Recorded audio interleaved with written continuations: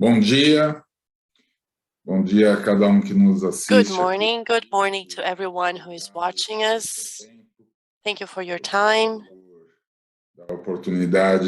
Thank you for the opportunity to allow us to share with you a little bit of the data and the information on petz with the results of the second quarter 2022.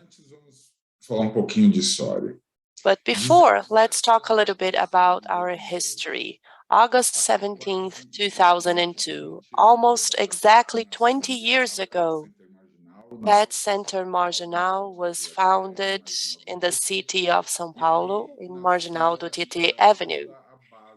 And that was the foundation of what Petz is today. So next week, we will be celebrating 20 years of the company.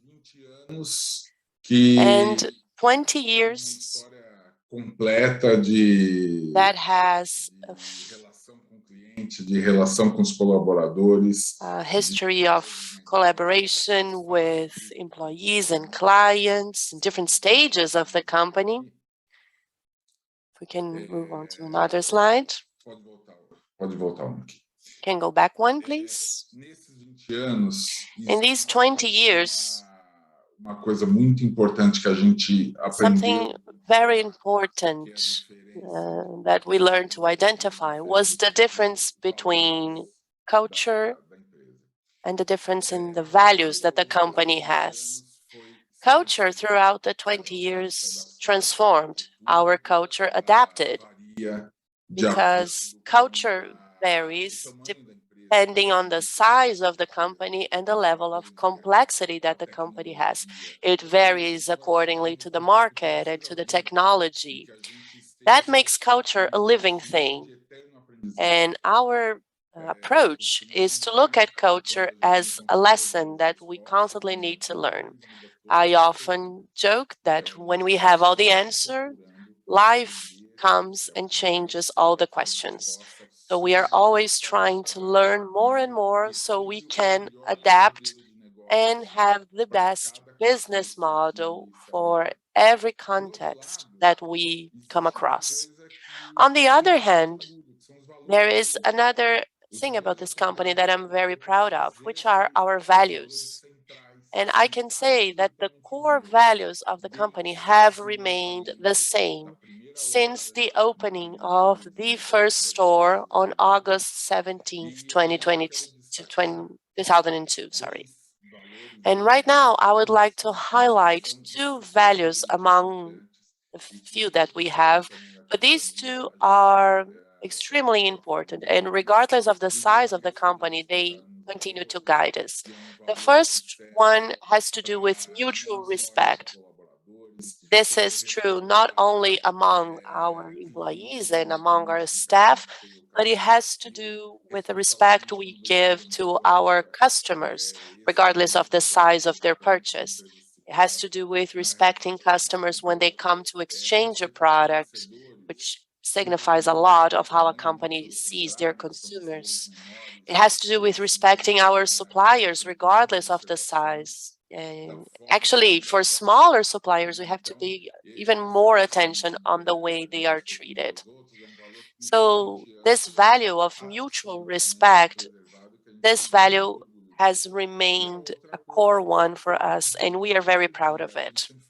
And the other thing is that since day one, we have always said that everything in the company is planned or done as we were in the shoes of our customers.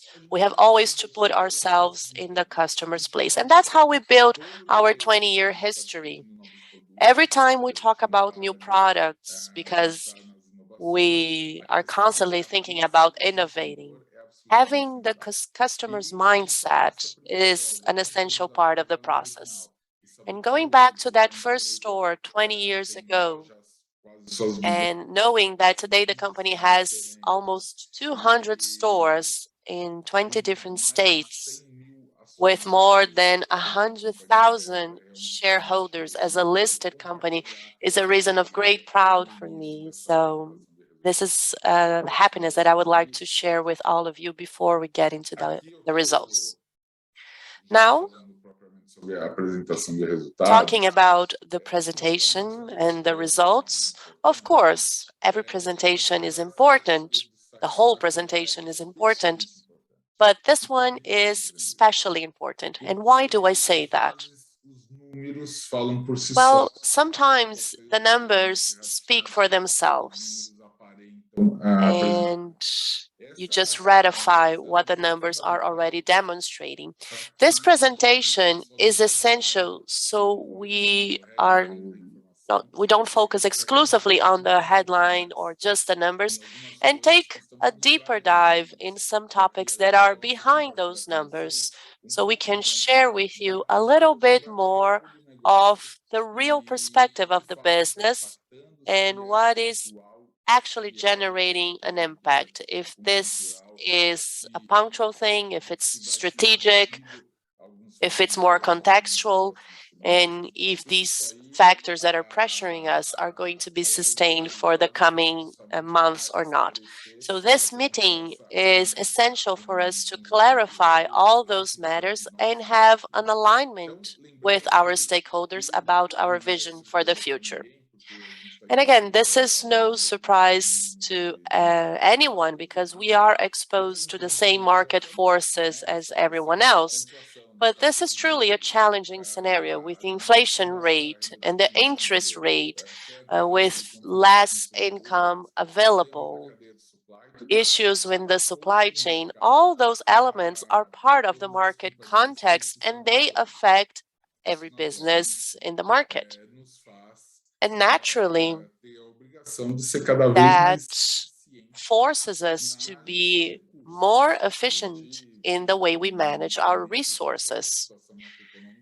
Regardless of any macroeconomic scenario, we have to be aware of this, but in a scenario like this, we have to be 10 times more aware of all those elements so we manage our resources in the most efficient way possible. And we have been developing very good initiatives that allows us to support or to deal with this macroeconomic storm in a more resilient position. So our expansion plan is following according to the plan. Our stock out management is under control despite all the challenges. Our investments in digital, not only to improve the customer's experience, but also to improve our productivity so we can put favorable pressures on the margin. This is still a reality. And as usual, a characteristic that our company has, which is developing initiatives, organic or inorganic projects. So in the end, we can support the growth we are experiencing with profitability and innovation. These are the necessary elements or the necessary pillars so we can go further. And like I mentioned before, this meeting is to deep dive into those signals that are being sent by the market. If we look at the accumulated inflation rate for the past 12 months, we can see that the inflation rate is at similar levels to the IPCA level, which eventually could be pointing out to a regular situation. But we do have good news to share on this quarter about the inflation rate. After many months reporting that the inflation rate for the petz segment was above the IPCA level, what happened in the second quarter of 2022 was actually good news for us. If you look at the April, May, and June inflation rates, for these 3 months, the inflation rate was varying around zero. And that brought the accumulated inflation rate to a level that was close to the IPCA, whereas before that was a little bit above it. So this creates a promising expectation for the second half of 2022. Falando pouco então sobre a nossa expansão, Now talking a little bit about our expansion, one of the pillars for our strategy this year. In the second quarter of 2022, we opened 9 new stores, 6 stores outside the state of São Paulo, which, by the way, positions us on track for opening the 50 stores we have announced. When we look at the past 12 months, we are talking about 44 new stores in 16 different federation units, which is a demonstration of the power of our execution. So, because we are not talking only about 44 new stores, we're talking about 44 new stores in 16 different states. In the second quarter, we opened our first store in our 20th state, in the city of Teresina, the state capital. And similar to what have happened before in other states, we are getting very positive surprises from that stores in terms of performance. So now we have 187 stores in 20 federation units in all 5 regions of Brazil. Another important point on the expansion plan is that these new stores are also in line with the expectations that we have in terms of performance. Naturally, when we say that, there is some degree of dispersion. One store is doing a little bit below, others are a little bit above, but overall, we are pretty much aligned with our expectations. Another piece of data that is essential for our expansion, something that I have always highlighted and shared with the market, is our NPS level. I have always said that NPS is a critical indicator for us. I'm sure you remember that I've said this many times. Opening a new store is quite easy. Operating a new store is a completely different story.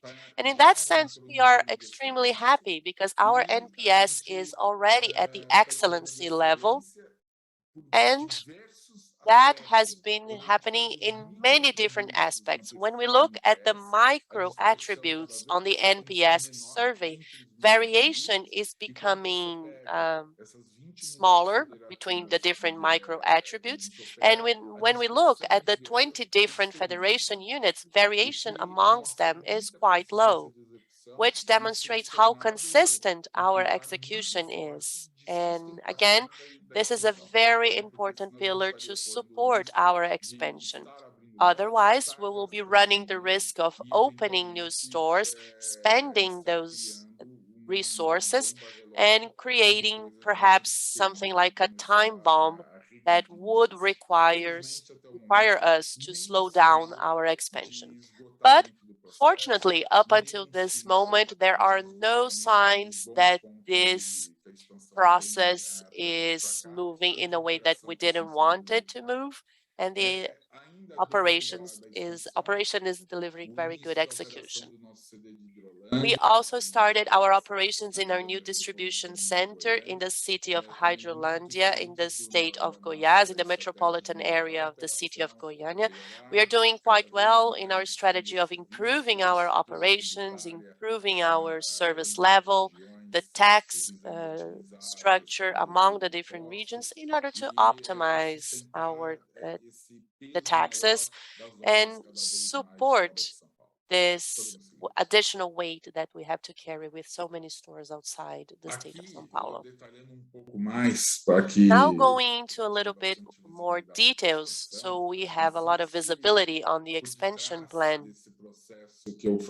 Behind the process that I just described, I focused a little bit more on the results, but now talking a little bit of the background, petz has quite a thorough process to approve new locations. We have an extremely qualified expansion team today, a team that has a lot of experience, know-how. They use a lot of data and analysis in order to identify the best opportunities. Once they do that, that is taken to a committee in the board, in which we can count on the experience of our board members, especially on the experience of our chairman, who was the president of Drogaria Brazil for 15 years and knows a lot about expansion. So inside the board committee, we can approve each new location. With that, we have a lot of transparency, we have a lot of governability, so we can continue to approve new stores in excellent locations. We continue to believe that this strategy that views to scatter our presence in the country is a priority because that helps with our digital performance as well. It is also important to mention that the maturation curve of the stores continue to take place at historical levels. The increase in share of digital makes us think about the way como estruturar o layout das lojas. we are structuring the layout of these stores. Because just like I said, that our culture was a living thing. In this situation, it is the same thing. The layout of the stores can also evolve. So we are constantly improving, and we do a management of these stores that is based on each square meter. So there's a capex for the square meter and then an associated opex. So we are still fine-tuning the efficiency of these new stores. We're constantly doing that, and we also remember that the reality of our omni-channel approach is constantly changing. As we become more of a digital stores, the space that we need for a pickup from store or a ship from store modality need to be perfected as we evolve with our expansion plan. Aqui é uma outra situação que, como eu disse, a gente Like não I pode... said before, we cannot focus exclusively on headlines and perhaps see this information as negative. I have to tell you that as the pilot of this ecosystem, I use different indicators and different instruments in order to fly this machine. And one of the indicators that possibly might get your attention in the results report is the same source sales that now is at a single digit with around 10% of growth, which in isolation could be perceived as a bad number or a number that has decreased a lot. But if you look at that without factoring the context, that could lead to wrong conclusions. We have 3 examples here for you, but we could spend the whole day discussing many other examples of how our same-store sales in isolation doesn't mean anything when it comes to reaching conclusions. So these are 3 real examples. Due to competition issues, we are not revealing the name of the city, but City A is in the northeast of Brazil. The same-store sales was -6%, so a negative same-store sales. However, we grew 23% in this market, opening 2 new stores. So when we consolidate this, we can see that we have gained important share in this city. The second example, City B, another city in the Northeast, the same-store sales was 7%, quite low. However, 3 new stores were opened in this city, so our share grew by 95%. Não quer dizer absolutamente nada So, só 7 nessa cidade. the same-store sales of 7 doesn't mean anything in this city. And City C, which is a city in the southeast, our same-store sales was 7%. Again, a low number. However, when we consider that we opened 9 new stores in this city, the same-store sales goes up to 18%. And again, this is a very important city in the region. So these are 3 examples to show you that a low same-store sales doesn't mean that we are having problems in the operations.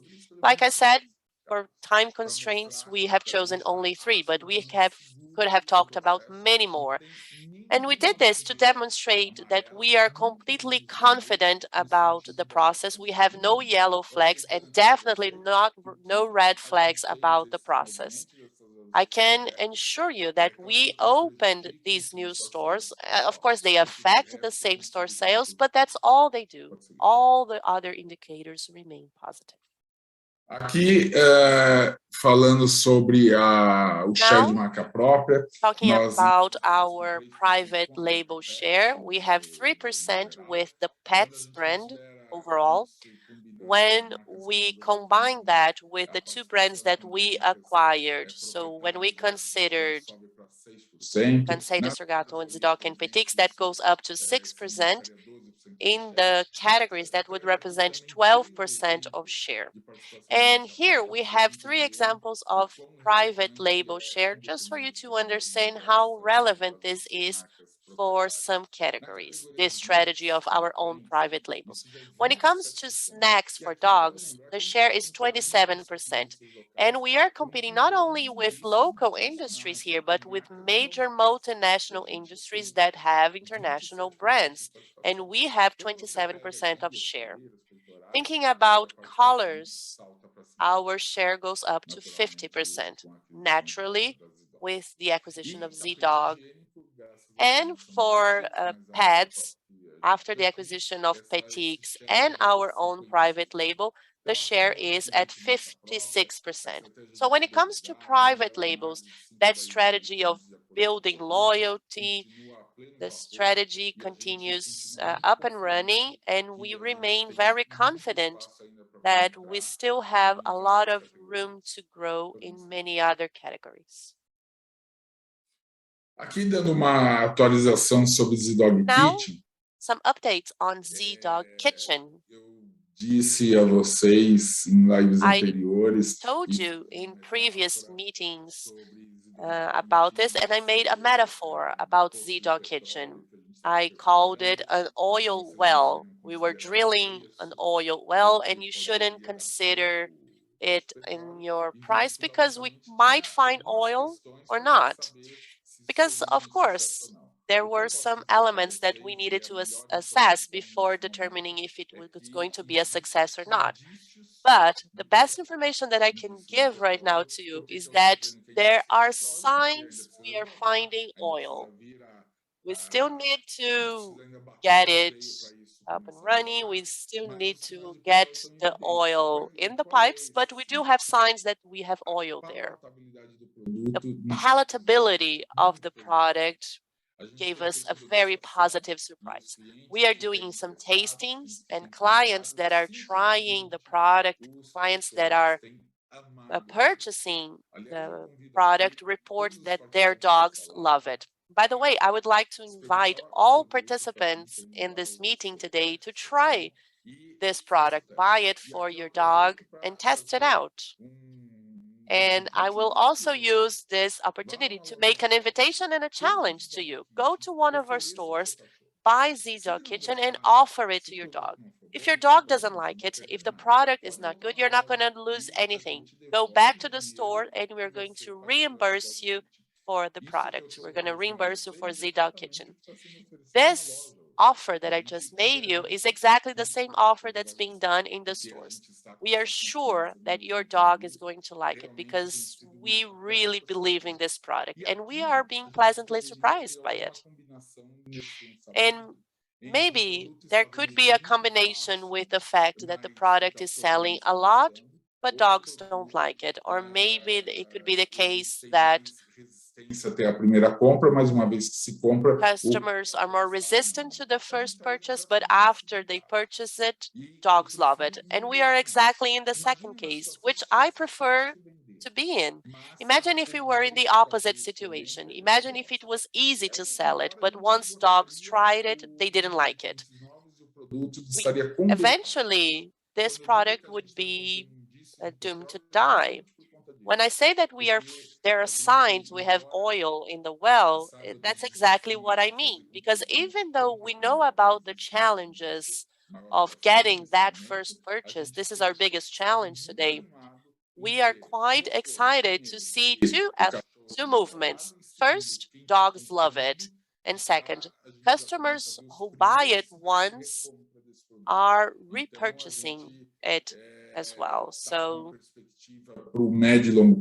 our perspective for the medium and long terms is extremely positive for the product. And of course, at every quarter, we will bring you more updates. And I have been constantly saying this, we do not focus in the short term. We are not worried about the results of this quarter or the next quarter. We are worried about creating value for the mid and long terms for this company. So the ZDog Kitchen, there was a delay in the launch that affects the short-term figure. There were 3 million loss at ZDog. Yes, and it's not a problem for us because the perspective for the medium and long terms for ZDog has only been improving. We have been in this relationship for 6 months with ZDog, an extremely healthy relationship, by the way, a relationship with a lot of mutual learning. And regardless of facing some short-term issues that might be a little bit stronger than what we had anticipated, this is vastly compensated by the medium and long-term scenarios that they're also considerably better than what we had planned before. So we are literally changing the short term for the medium and long terms. And I have already mentioned this in the previous results meeting. I prefer to sacrifice a short-term result and do the proper integration and have an integration process that will not kill the ZDog culture and the way they have created their company based on innovation and creation. The ZDog folks are brilliant. Our admiration for the founders and the creators is constantly growing. We see the founder is brilliant when they can come up with a brilliant team. And the ZDog team that we got to know for the past 6 months never cease to amaze us on the level of competence. And the integration efforts are flowing in a very positive way, like I said, because again, it's a mutual learning experience. And in this context, I would like to reinforce again that the numbers do not explain. This headline might lead you to a misleading conclusion. If you look at the results, you might think, oh, this is going bad, but I can assure you that these 3 million in loss, financially speaking, is not what we expected. That's not good, without a doubt. But in terms of perspective and relationship with ZDog, we are extremely happy with what we have for the future of this business. Aqui outro pilar de execução da estratégia. Now, another pillar of our execution for the strategy this year is services. And I would like to announce on this meeting that after a very long process, we have hired our 5th vice president for the company. So we're going to have now a VP of services. So basically, we are going to combine Ceres, the grooming center, Cão Cidadão, and the other services that will be created for the ecosystem in a single VP office. This VP that we have hired has a vast experience in the human health industry. We are very excited with his arrival. We still cannot tell his name, but very soon this information will be out and you will see the category of or the quality of the name that we have brought. And for the first time, this VP office will focus a lot on the commercial aspect of the business. Up until today, we have had Dr. Valeria, who is technical director for the Ceres network, and for the 20 years of the company, for the past 17 years, she has been brilliant in the way she has led our animal health services and the way she had technically managed the Ceres brand. But a focus on the commercial aspect is essential when we think about scale, remembering that value will be preserved. We will focus on the commercial aspects, but animal well-being is the most important thing. Nothing will be done in the commercial side of this to jeopardize the technical aspect of this business. So we will not make any decision that might affect the medical aspects of these services, because again, this is something that is not up for negotiation. What will happen is that the cross-selling strategies and the integration that we have between existing services and new services will exist. We will try to bring more people that only buy products now to buy services. We will have someone who is dedicated to doing just that. Regarding our health plan, we are still conducting our studies. For us, it's not a problem for this process to take a little bit longer, because once we launch a pilot, we want this pilot to be consistent. We have been studying health plans all over the world. We are not just analyzing what's happening in Brazil, we are also taking a look of what's happening abroad, and we're trying to balance quite complex elements here. We have to remember that tutors need to be happy. Consumers cannot be caught by surprise with a misleading clause in the fine print. We need to make this a profitable product for the company, and we need to focus on animal well-being. So this health plan needs to be appropriate on the way we establish the product, so we have everything in place.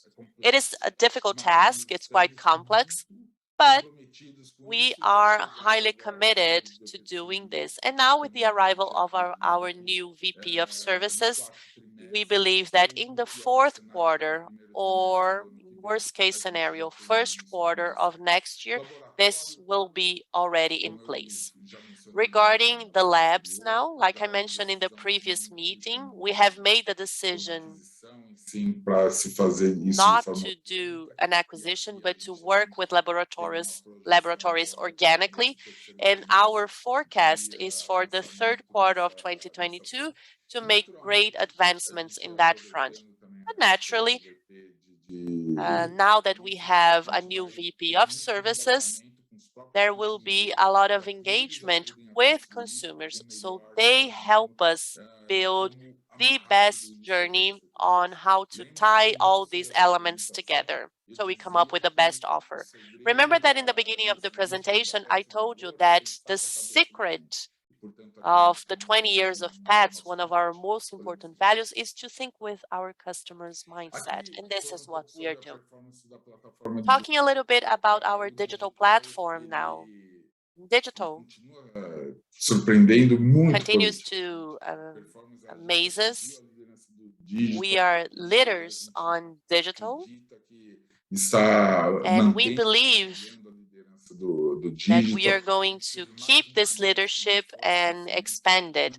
We had another quarter of very strong growth. When you look at the group as a whole, the growth was 56%. When we consider petz standalone, we had a 34% growth on digital. Our share has reached 32.4% of sales. And I can say we have 32.4%, but this is a growing number.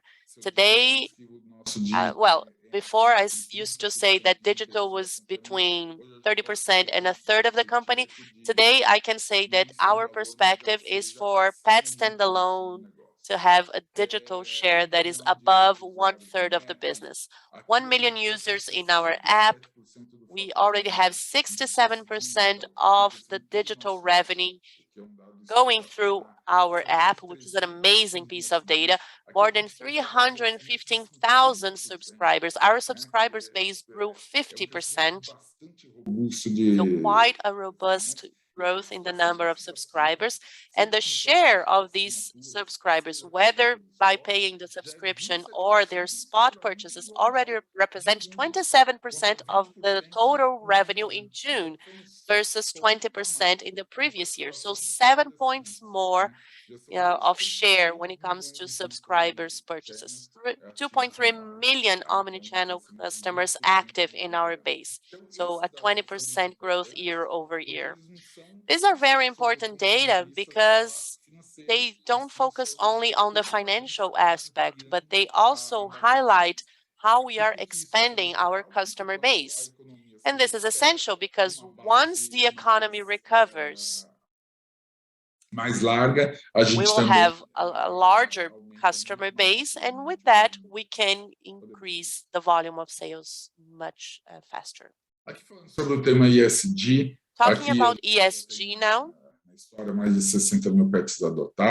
we have had more than 60,000 pets adopted in our history. In this quarter alone, we have donated more than 1 million reais for the different NGOs and social projects that we support, which is quite an accomplishment.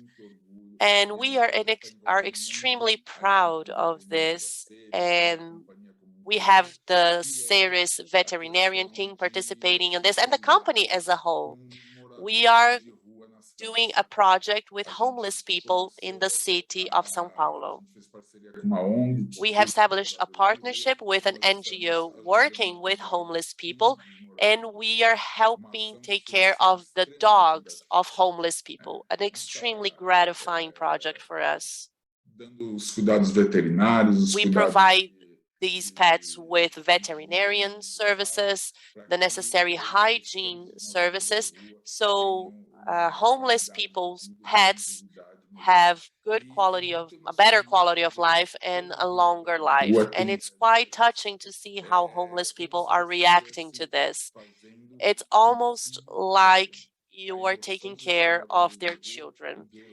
The feeling that they get when they see that there's someone cleaning, bathing, and taking care of their dogs and their cats by our wonderful team at Ceres.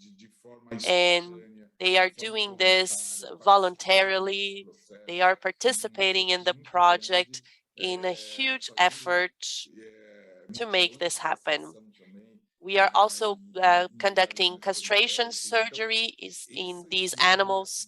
So our ESG pillar with the focus on animal well-being is something that is evolving at every quarter. And like I have said before quite a few times, we have to make choices. We have to choose where to focus our ESG efforts. And despite the fact that we do look at several ESG pillars, I can tell you that animal well-being and pets that do not have a home is our focus because of the nature of the company. Now, I'm going to hand the floor to Aline Pena, our Vice President of Finance, ESG and New Business. Thank you very much for your attention, and I will come back for questions. Aline? Thank you, Sergio. I'm going to go over very quickly our results so we can have time for questions in the end. I just would like to reinforce that if you have questions, send it through the Q&A functionality on Zoom. Next one. The first slide represents Petz standalone, so without factoring our acquisitions, Zee.Dog being the most relevant one. So there's a growth in our gross revenue of more than 25%, with a very strong comparison base of 60%. Another positive highlight was the digital share or penetration. So digital ended the quarter with 34% growth and 32% of relevance in our revenue. And 1 year ago, this percentage was 30%. So there has been quite a strong gain in share for digital. And as a consequence, when the gross profit, we have stability. So later on the slides, I will show you the effect of the price increase, but we are able to make up for this the pressure that we have with a stronger digital and the price or the fact that foods are more representative in our mix. And for adjusted EBITDA, this 80 basis of pressure, we have already told the market that this oscillation between base points could change between quarters. And for this quarter, we have 50 base points of pressure on the margins. Now going to the next slide, thinking about the results now, including Z-Dog, like Sergio mentioned, there was a 3 million loss in terms of EBITDA for Z-Dog. So now we have a gross margin that's a little bit higher because Z-Dog works with stronger margins. They have a direct sales channel with the end consumer, so they have stronger margins because it's a private label. So they help our gross margin 20 base points. And for adjusted EBITDA, because of the maturation of the synergies, we have 180 base points of consolidated pressure. Another important data in the slide is our adjusted net profit. When we look at the adjusted net profit, we look at this from the cash perspective, and mainly our stock options expenses with a growth of 35.7%, caused by the improvement on the operational results, but also due to the fact that we did a follow-on and we have stronger revenues in the period. Now, the number of stores, like Sergio mentioned, 9 new stores. This represents 30% in our total stores. This is an important effect on the base and our effort to keep our margins stable, despite the fact of this operational factor and the fact that stores are not mature. 53% of our stores don't have 3 years of operation. We have 24% that are still on their first year. So there's still a long way to go when it comes to maturation and the decrease of these expenses that initially have a stronger pressure. Another interesting piece of data on the third chart is to do with our states or our federation units. 47% of our mix of stores are located outside the state of São Paulo. So 7% stronger than last year. In the number of stores, it's important to say that we have this guidance for 50 stores in the year, and in the past 12 months, we already opened 44. So we are on track. Now, talking a little bit about growth and a perspective of the compound, because for the past 2 years, we more than doubled, 110% of growth, actually, our revenue in terms of the petz group, but petz standalone also confirms a growth that is quite close to that. Another piece of data that's quite important is the Z-Dog revenue. Z-Dog grew 15.8% in the year, and Z-Now grew 58% with profitability. For 3 months in a row, we are seeing Z-Dog reach a break even in terms of EBITDA. And for digital, our digital grew 34%, Ceres grew 26%, and the Ceres brand had quite a difficult comparison base of comparison to 50%. So Ceres talked about the health, Sergio talked about the health plan, and we continue to follow the growth of the stores in cities as well. Now, talking a little bit about our gross margin, like I said before, for the petz group, the improvement has been 20 base points. On petz standalone, we see some effects that I would like to comment that are on this second chart. We had around 20 base points of pressure, and we show here the effort that we did to keep the margins necessarily flourish, even in a scenario with an increase of 2.1% of digital share in terms of relevance in comparison to the previous year, and the mix of food products for the product margin was 40% higher. It used to be below 60, it was 57, 58. Now it's way above that. So it is important to mention that despite of the two effects that bring more pressure and tend to bring the margin down, the resiliency of our customers, especially for foods, and the price increases and our efficiencies help offset these elements. And another important topic here, for 3 months in a row, we are seeing a cooling down on the inflation rate, and the July inflation rate, our internal petz inflation was negative, which is a very good sign. And in July, a stable internal inflation rate. And it's important to say that the gross margin that we have here that was pretty much stable, it includes a 50% growth on the base of our subscribers that we have. Subscribers have 10% discount in all purchases, even in a spot purchase. So this is another important data point that is part of the margin. So with all those elements, we were still able to make up for this via efficiency and price increases.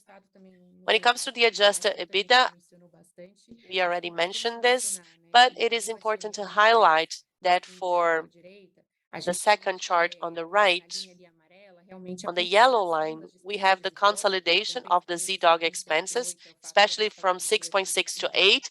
We are looking now at a group for SG&A, and for the blue bars, this 50 base points of pressure are mainly related to the characteristic of these new stores because they have a lot of costs that are fixed, like rent or the minimum amount of staff per store, but they are only reaching 60% of productivity in the first 12 months.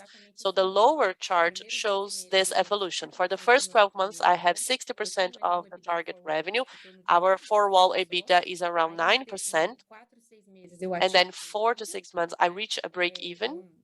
So 9% is reached in the end of the period, and it takes me until year 4 to reach 100% of the store potential. And when we look at the number of stores that are mature today, we can ensure you that the four-wall profitability is 19%.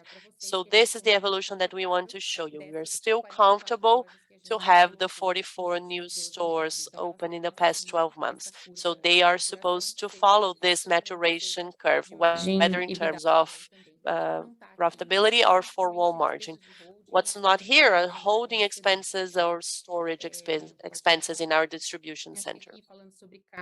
Now, talking about CAPEX, without a doubt, we have to think about our stores, our new stores, 9 stores in this quarter, but I also have to mention investments in technology and digital. And here we have e-commerce functionality. We are developing a very interesting super app, so all this is included here, and the productivity on PDVs that we are doing in terms of systems. And looking on the right-hand side, we talked a little bit about our leverage. We continue to be net cash and very comfortable with quite a robust capital structure. And like we mentioned before, with all this scenario of stock out, we continue to have a strong balance to have a safety stock and ensure more availability of products for our customers and to support market share gain. Aqui a gente traz pouquinho a Z-Dog. Now, talking a little bit about Z-Dog, like I mentioned before, Z-Dog grew 15.8% this quarter, especially with Z now reaching a break even. And for the outlook of the year, we see a significant improvement in the global sales. They suffered a little bit with the supply chain, some delays of orders, and now we see this going back to normal as of August, which would be the next window, and especially in October, which would be the last window in the year. So our outlook is very positive for EBITDA for Z-Dog, with a perspective of improvement in profitability after that. So we're going to be much closer to a break even in the third quarter and have a positive EBITDA margin in the fourth quarter. So in the year, we are not going to deviate a lot from a break even operation. Another thing about Z Now that I didn't mention is that Z Now has 15 hubs, already has 15 hubs, and 50% of these hubs have less than 2 years. So just like our stores, they are still maturing. And another thing that excites us is that when we look at what Z-Dog made this quarter, around 25 million reais, So when I put that on an yearly base, we can say that is the fourth largest player in the digital market in the country in a standalone basis. And today, 100% of the hubs are already being supplied by petz. That also ensures much greater product availability because before that was done via distributors. So a lot of the synergy comes because of this. We still don't have everything here. And we will continue to mature these synergies until the first quarter of next year, because that will be the moment in which ZDog and ZNow, as a consequence, will have the hygiene pads coming from petz and no longer imported, that which 35% of the product price is spent on transportation. We are seeing a cooling down in the prices of transportation and containers, but we do see a very interesting advantage in terms of price on the national product. Talking a little bit about petz, we did a closing of the transaction in July 2022. So as of the third quarter, you will see petz numbers within our balance. We are already using the integrating of the Pet Innovation Studio with the Super Sacão and the petz team to launch new products. So Super Sacão Black is an example of that. So it's a pad that has a lot of absorption, but it's in black. So it's a product that ZDog offered, but only in the slim option. So we are developing new products for the line. And again, Z-Pad will be produced nationally, which is a highlight probably for the fourth quarter, because the equipment is supposed to arrive between September and October. Now, talking about Cansei de Ser Gato, we have two important messages here. We opened our first store in São Paulo last week. It's a showroom, a bricks and mortar store, and a pickup from store point. Sales were excellent on the initial days of operation. And we have been working on the supply of products in scale. So we can not only have a bricks and mortar stores, have the website, but have enough scale so we can have Cansei de Ser Gato corners in all our pet stores. Today, we cannot do that because the manufacturing of some products were a little bit more manual, and that was a restriction. So this is the highlight for Cansei de Ser Gato until the end of the year. Finally, talking about Cão Cidadão, synergies are already in place. We are selling via our website the online courses by Cão Cidadão. More than 4 courses are available, and we are providing them with a great highlight in our website. And we are using, of course, the image of Alexandre Rossi, who is a great pet influencer, to take him to new stores. Teresina, which is a city that we didn't have a store, and we took Alexandre Rossi there to give a talk and bring a stronger flow of consumers to the store initially. And with the work of Alexandre and the different characters that he trained, the different dogs and that he has, we take them to parks to do demonstrations in stores as well. So our consumers are closer to our dog training service and understand that now Cão Cidadão is part of the pets ecosystem. I think that's what I had for you. I'm going to open for questions now, and I will read the questions to Sergio, the first questions that we have received. The first one is from Tiago Macruzi, and I think we have answered that during the presentation. I wanted to understand a little bit more the cannibalization topic. Is this a strategic decision of closing the market with your expansion plan without analyzing new markets? Do you feel the need of thinking about small stores formats to absorb the market share opportunities in your market? Obrigado pela pergunta, Tiago. Thank you for your question, Tiago. Okay. When it comes to the cannibalization of the market, this is not a new topic for us. In our expansion journey, we learned a lot. And again, this is essential for expansion. We need to understand cannibalization, the dynamic, and this is core.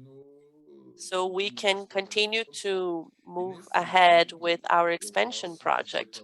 And in this sense, I can tell you, Tiago, that there are zero surprises when we analyze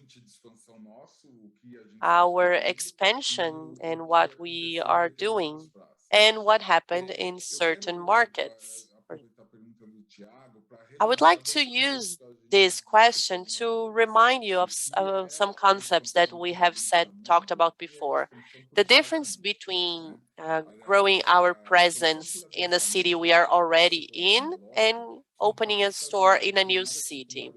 So the first option is when you open a store that has an impact on the primary, secondary, or tertiary store that you already have. And it's important to have that clear because many times people think that the second option is all about opening a new store in a new city or a new state. And what happens quite often is that you go to Brasilia, for example, or you go to the city of Recife or Natal, and you open a second store or a third store. And we call that internally a store that is helping us spread our presence, because these new stores don't impact the primary, secondary, or tertiary areas of the first store.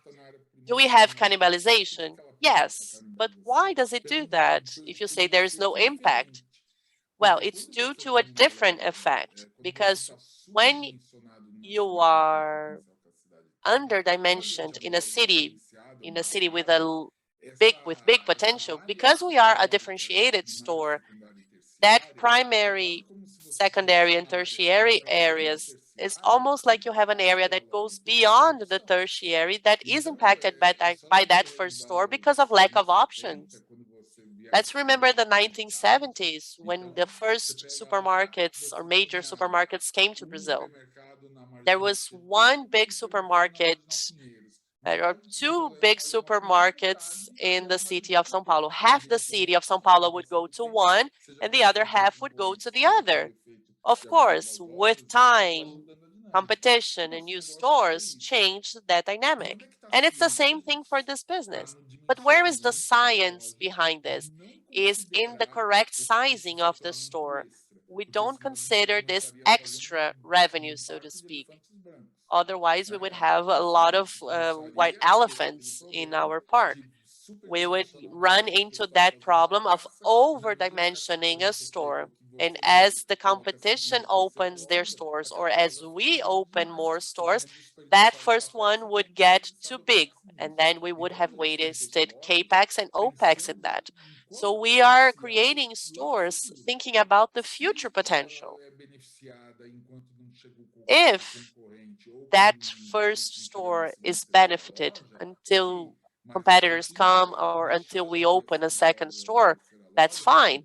But we will not stop our second store to get there, because that would be a horrible mistake, because we knew that city can accommodate more stores.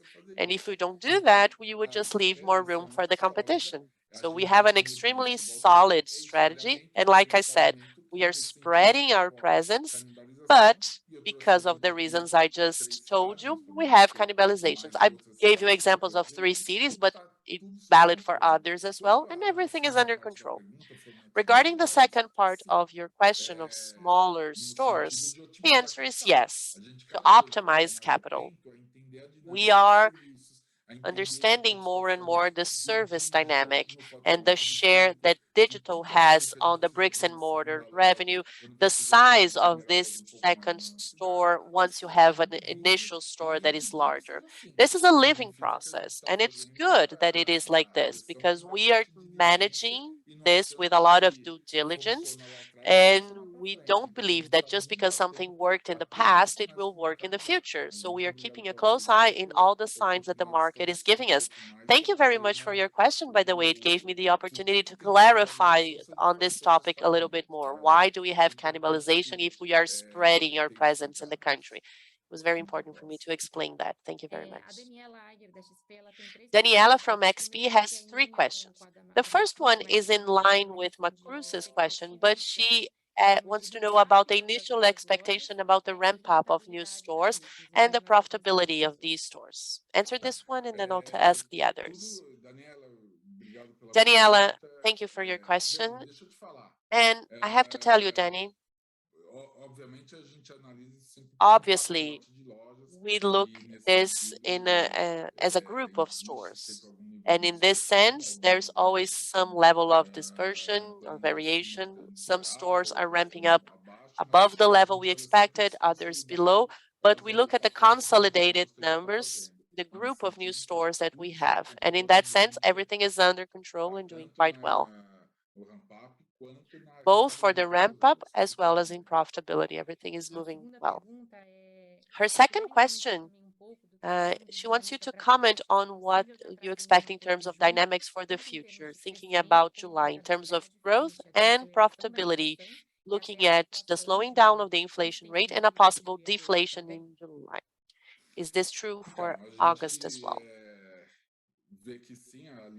We see that yes, and Aline mentioned that in her presentation. There are signs of deflation.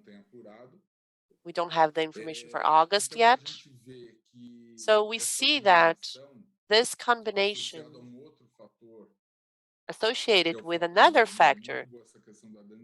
This was a very good question for me to explain something else that you cannot discover just by reading the balance sheet. Only by listening to the explanation of the results you can understand that. There's another important factor, which is the factor that of discretionary items that are gaining relevance throughout the quarter. What we see happening here, probably this have reached the end of the line in terms of losing relevance. And from now on, we are going to see a movement of recovery of these non-discretionary or optional items. The pace still requires a broader dynamic to consider. But when we talk about these optional or non-discretionary items, actually discretionary items, part of these items are a loss. Snacks, just because you didn't gave a snack last month, you're not going to give twice as much snacks this month. But there's an important part, like getting a new dog bed or more dog clothes. Usually you use the same color for longer, the same dog house for longer. So it's almost like you are using this stock in consumers' homes. And eventually consumers will say, okay, now I have to get a new one. I have delayed this decision, but now I have to get a new one. And because of the strength of this movement of these optional items being left aside and categories that, like the ones I mentioned, losing market share, we already have indications that this movement is reversing. And we expect that in the next quarters, we will see an increase in share of these optional items, these optional categories.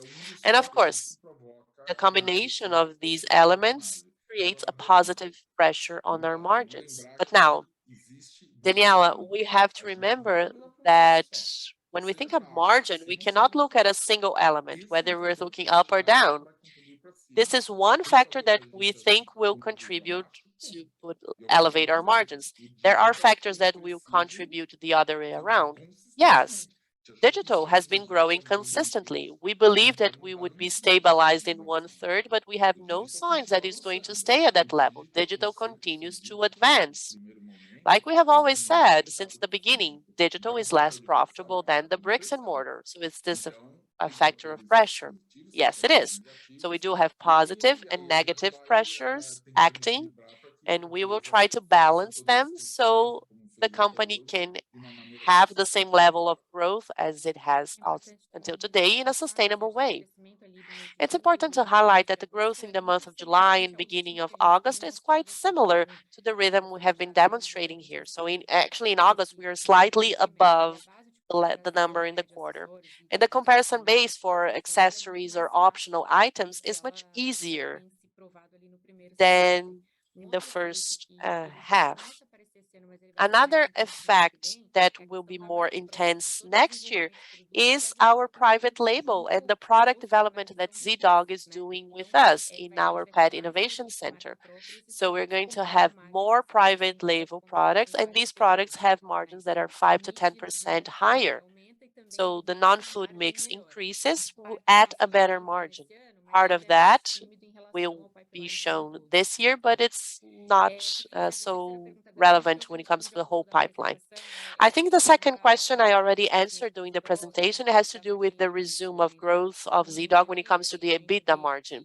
Like I mentioned, we see that this order cycle for August is stronger, especially with the effects we had in May, and we expect the fourth quarter to be more normalized, especially when it comes to the October window of orders. So we expect to have a normal profitability in the third quarter and a positive margin in the fourth quarter, which would lead us to a break-even year. That's our initial expectation, unless we have an element that we haven't foreseen. The next question is from Vinicius Preto. Sobre pet food. Talking about pet food, how do you see the addressable market, both for fresh and snacks? What do you think about in terms of exports for ZDog Kitchen?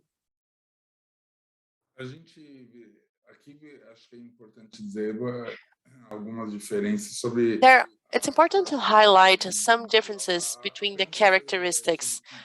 The question is about ZDog Kitchen, right? Sobre pet food no geral. Yes, about pet food in general, for the addressable market for fresh food and snacks.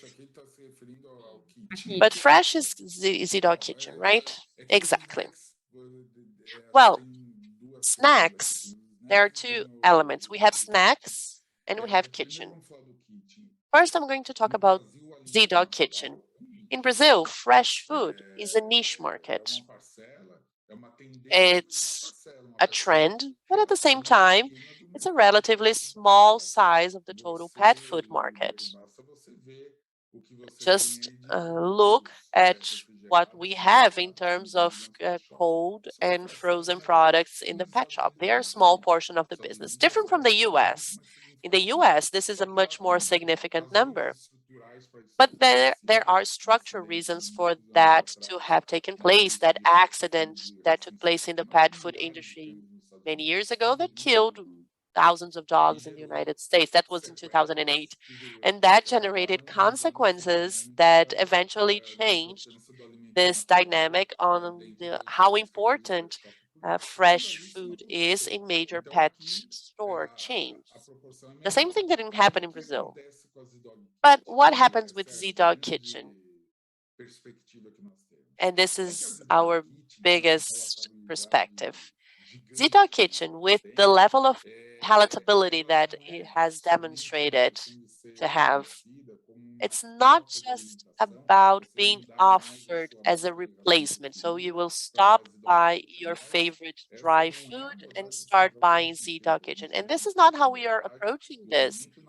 We are approaching this saying that fresh food is for you to be mixed in the same meal, or for you to alternate it with dry food because of the high palatability.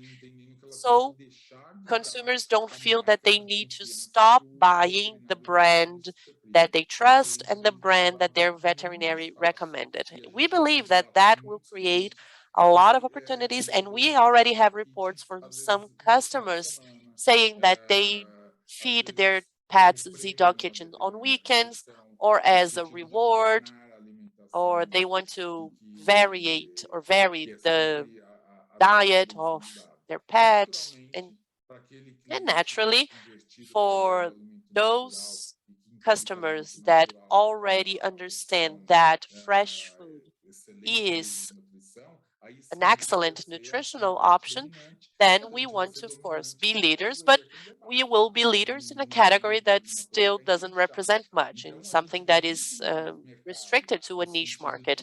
So we see a greater market in participating in the food category next to the dry products than taking over, making customers change the dry food for the fresh food. Of course, we believe this will happen, but this will happen only in the long term. So that's how we see the penetration for Z-Dog Kitchen. When we talk about snacks, especially with our private label, we are developing amazing snacks. The snacks category is growing a lot, and I think 27, 28% of share of our private label. I don't remember the exact number. And this is amazing because we are competing with the multinational companies that have global brands, with brands that are sold in the US and in Europe. And we are head to head with an extremely relevant share. And customers building loyalty to these products because our products can only be found in our stores. So snacks they play a leading role when it comes to our private label strategy. A lot of compliments to the products and the fact that they're natural products. When it comes to mouth hygiene, we have snacks that focus on that. They are being highly successful. We're importing products that don't exist in Brazil. They are also a great success among dog owners or pet owners. So we are very excited with the snacks category, which is a broad category, and we don't need to convince customers to buy snacks. They are used to doing that, and they really like the products and the packages that we have brought. And then there's another question about the export plans for Z-Dog Kitchen. Yes, but of course, when it comes to export, especially for food, it's quite a complex process. So we have a lot of homework to do. We are still learning about Z-Dog Kitchen. And every time I talk about Z-Dog Kitchen, I continue to say this. I don't have to add anything to the Z-Dog Kitchen calculate. I'll say, let's say that the company is worth more because now there's Z-Dog Kitchen. I'm not asking you to do that. I'm just sharing what is going on with Z-Dog Kitchen. Everything is very positive. And again, I'm more excited about Z-Dog Kitchen now than last quarter because now the product has been launched and I can see how dogs are reacting to the product. This is amazing because pet owners might love it with a great packaging and affordable price. People would be excited to buy it, and then you try to feed the dog and the dogs don't like it.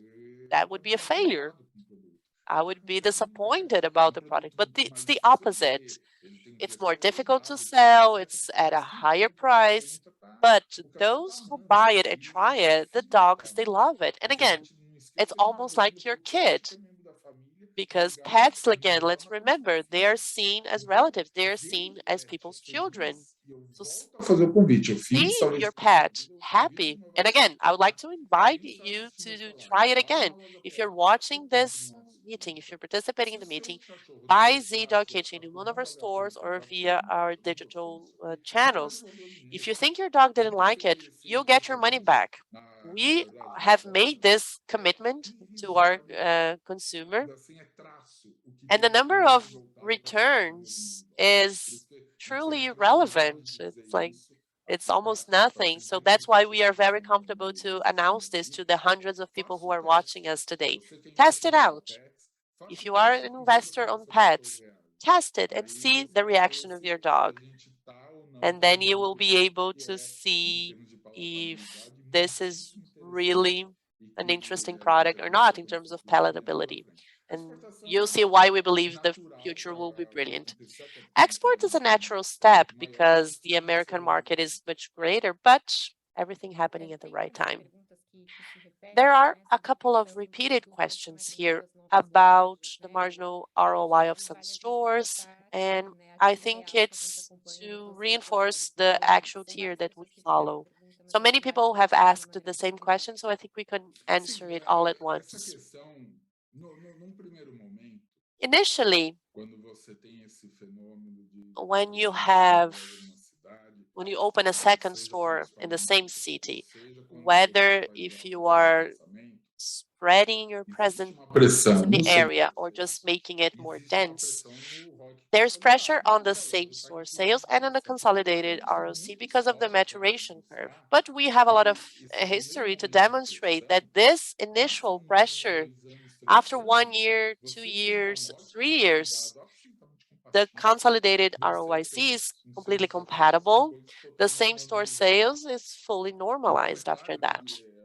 So, of course, we can never say something today focusing on the future. We do have a group of stores that are experiencing that, and we hope and we expect, and everything is pointing out to that we'll have the same repetition of the scenario we had before.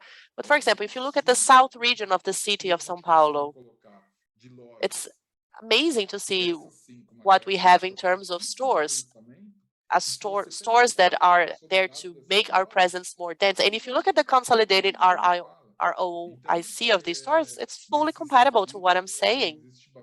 So in this sense, we are quite comfortable with the strategy that we have adopted.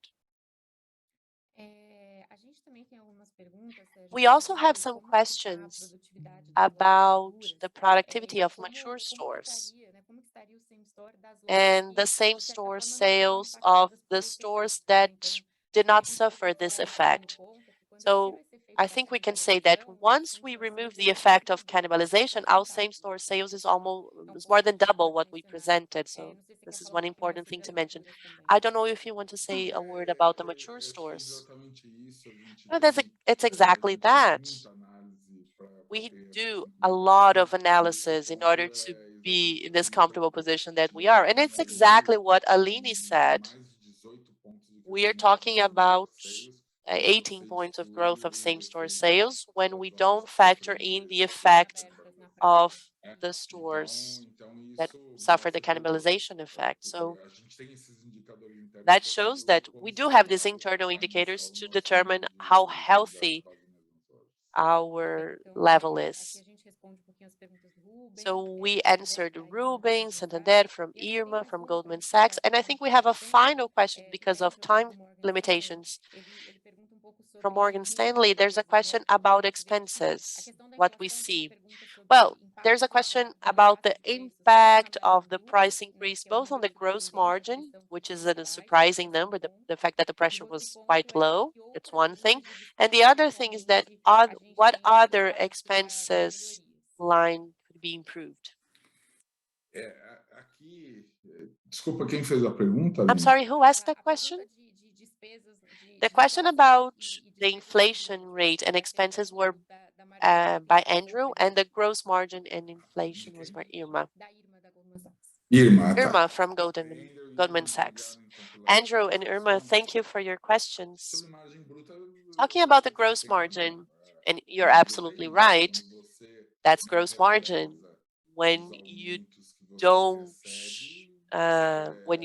transfer, or actually when you transfer the price increases. This is an essential factor for keeping your gross margin. It's not the only one, but there are other factors that affect the margin, like the mix between food and non-food products. That has an effect on the gross margin. The mix between channels also has an effect. The private label share also has a favorable effect. So there are many components to it, but essentially the most important one is the ability to transfer these price increases.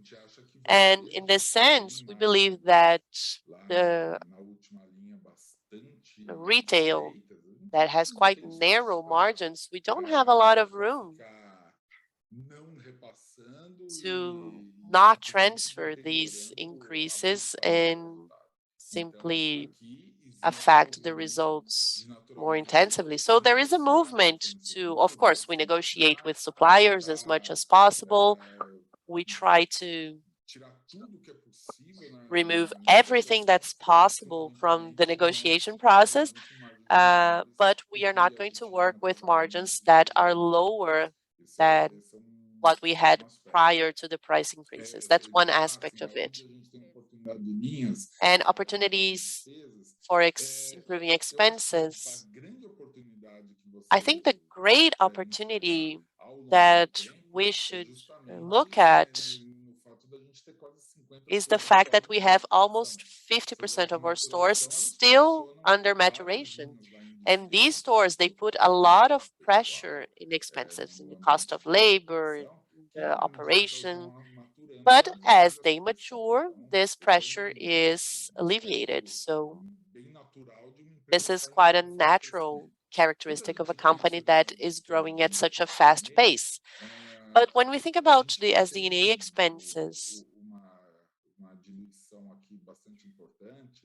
they are already very diluted. And when a company wants to be innovative, when a company wants to operate at an excellence level, and when a company wants to invest a lot in technology, we need to be careful. And I say that again, we don't manage this company to generate results to the quarter. We focus on the long term. And managing for the long term means investing in things that will generate value in the future. And those elements will generate short-term expenses. But as we grow, as we become more complex, the SG&A expenses you cannot simply imagine that you're going to grow and they will decrease. Because like I said, this year we have a VP of services. That's another SG&A expense. But we see this as an investment. And in the next quarter will be only an expense. The investment part of this decision will be perceived in the medium and long term as we start to reap the results from this new position. This is just one of them. I could mention many others. But we are focusing a lot on making this a digital company. We are not digital on the customer experience alone. Our mindset is to make the internal aspects digital as well to improve productivity. And there are many things happening. Just to give you an idea, I had mentioned this before, but just to reinforce the message, when it comes to the digital planogram, no company in Brazil has a physical planogram being executed. I would like to invite you to talk to other retailers. A lot of people do have a planogram, but someone who is following that, the printed version of it, very few companies. But we have surpassed that phase. Now we have a digital version of it. It's on our employees' smartphone. We changed that digitally. So everything is done by pictures, so we can compare it. So we are in a technology position that we are starting to see improvements in productivity, in the assertiveness. We have less room for mistakes. So we're investing a lot in technology, processes, and this culture. So the way petz is operated is kept at a level of excellence. And just to reinforce the message of the presentation, we mentioned that once the store turns 12 months, the EBITDA for all is still at 40%, which will move to the 19%. So we can truly calculate the impact of these new stores when we show the pressure and the margins. And yes, there has been some efficiencies in the results. One of them has to do with the mix of payment methods. We implemented PIX, the digital payment method of Brazil, and we have seen an improvement on the rates. This is within our EBITDA. Another example is performance marketing. When we look in percentage for the digital revenue, we are diluting this investment. So even with this expressive growth that we have been demonstrating, we are seeing becoming more efficient. What's the opposite of the market? We hear that the cost of acquisition of customers is continuously increasing. So within this number, despite the expansion building pressure, we have short-term opportunities that are being implemented, and for staff management as well. For the past few months, we are being more efficiency in our staff management, stores or so. This is a reality for the past few months, and it's going to be sustained for the rest of the year. I think in terms of questions, we have pretty much covered them all. I think we can address other questions individually at another opportunity. Well, I would like to thank you all for your attention. I also would like to say thank you to Aline and the whole RI team led by Mateus. I would like to congratulate all of you. Thank you all for coming to the meeting. Thank you for trusting us. Thank you for allowing us to receive all the III awards possible. Being leaders made us really grateful, because for us, this is an indication of the very good relationship we have with investors in the market overall. And we were very happy with those results. We will continue to be available to clarify and to deep dive in some topics that cannot be fully revealed by the balance sheet on its own. It's important to understand what's behind those numbers as well. Again, I would like to reinforce the fact that we are confident. We are turning 20 years, and we are very confident that the next 20 years will be even more successful, and we will be able to consolidate and expand the leadership that we have reached in 2020. Thank you very much, and a great Thursday to all of you.